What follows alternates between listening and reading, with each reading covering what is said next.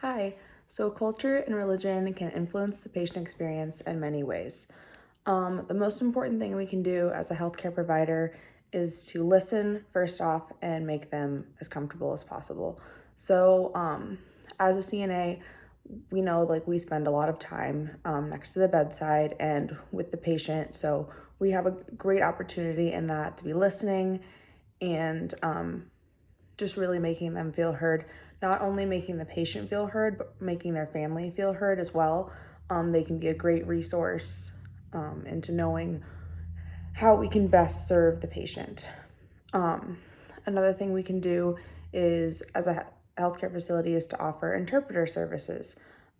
Most places, I think, do offer this, but I couldn't think of anything more stressful than trying to communicate with someone and having like a very big language barrier or even a small language barrier, because just the connotations with words and even if they understand the meaning, like just the connotations behind it, making sure that everyone is on the same page would make the patient hopefully feel the most comfortable.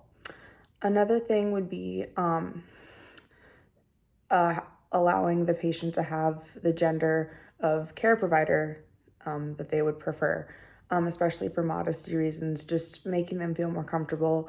I would say that would be a big example, is just listening to them if they were to voice this, but even just anticipating that preference possibly and just making sure that they are comfortable with who is seeing them, who is touching them, and just being able to communicate that. And yeah, along with that, just respecting their modesty. Obviously, for all patients, we want to do this, things like closing doors, closing curtains, having people covered up and always respecting their dignity, but just really, really being on top of that. And especially in like cultures where men and women have dress codes, respecting that and making sure that they feel comfortable and heard in their wants.